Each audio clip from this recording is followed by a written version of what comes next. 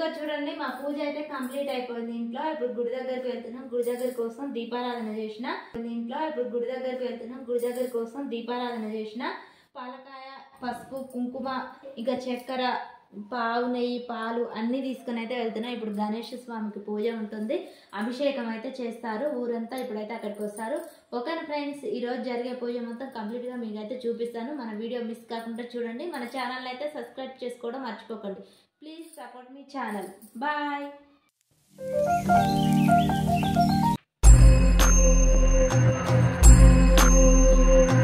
చూసిరుగా friends, ఇక గుడి దగ్గరికి అయితే మేము వచ్చేసాం. ఇదిగో గుళ్ళోకి అయితే వెళ్తున్నాం. జనం చాలా అంటే చాలా మంది వచ్చారు. పూజలో చాలా మంది కూర్చున్నారు.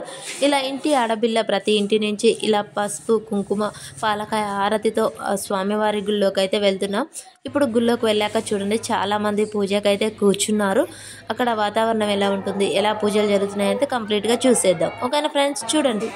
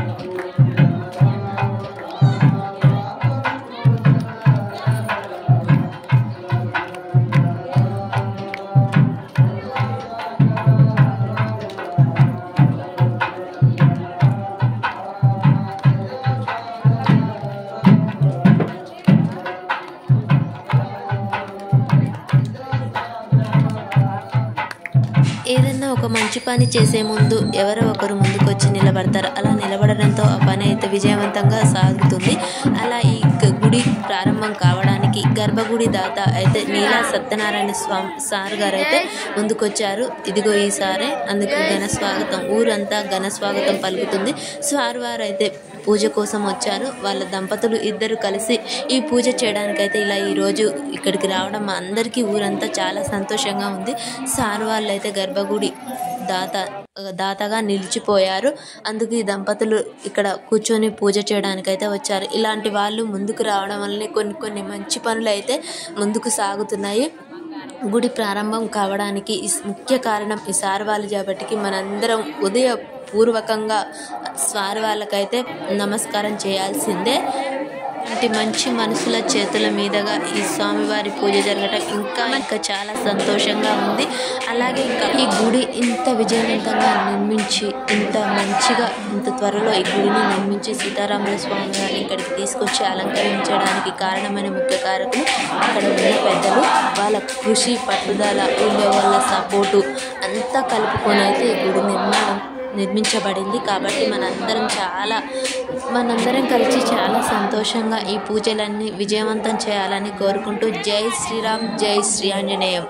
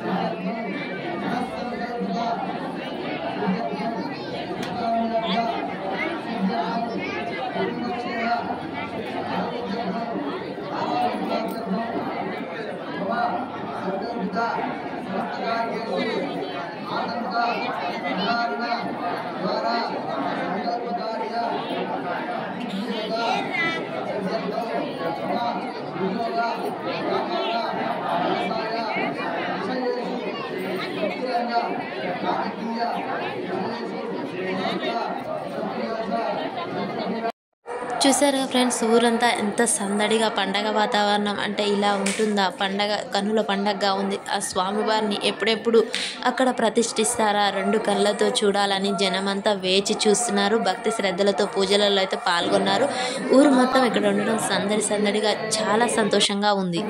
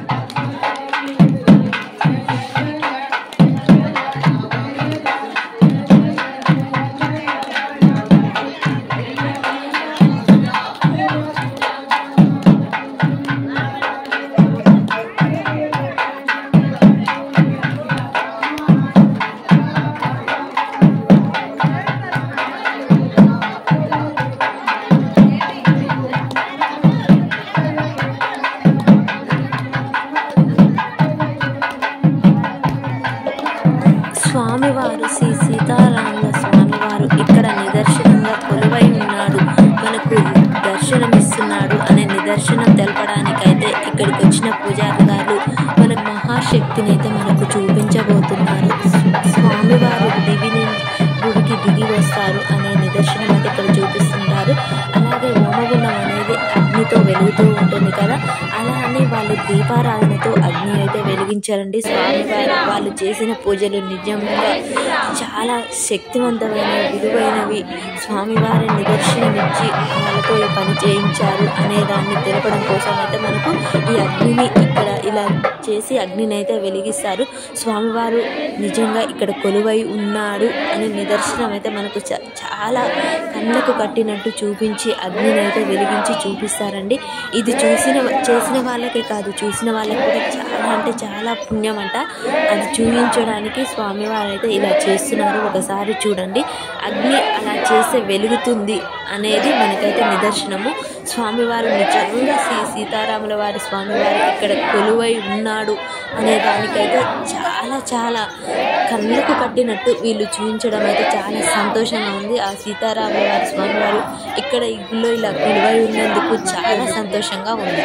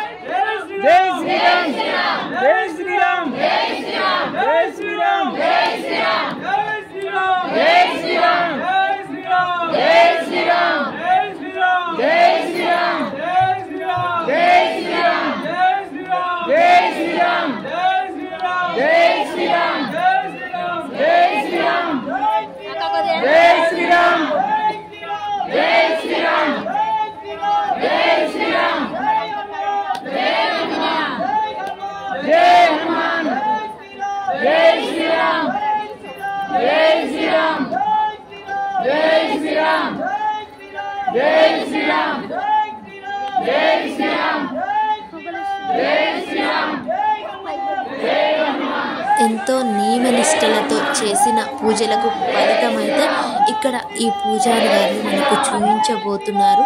ఆ ఫలితం ఏంటి, అసలు అది ఏంటి అని తెలుసుకోవాలనుకుంటే మనది నెక్స్ట్ వీడియోలో తప్పకుండా చూడండి. ఓకేనా ఫ్రెండ్స్?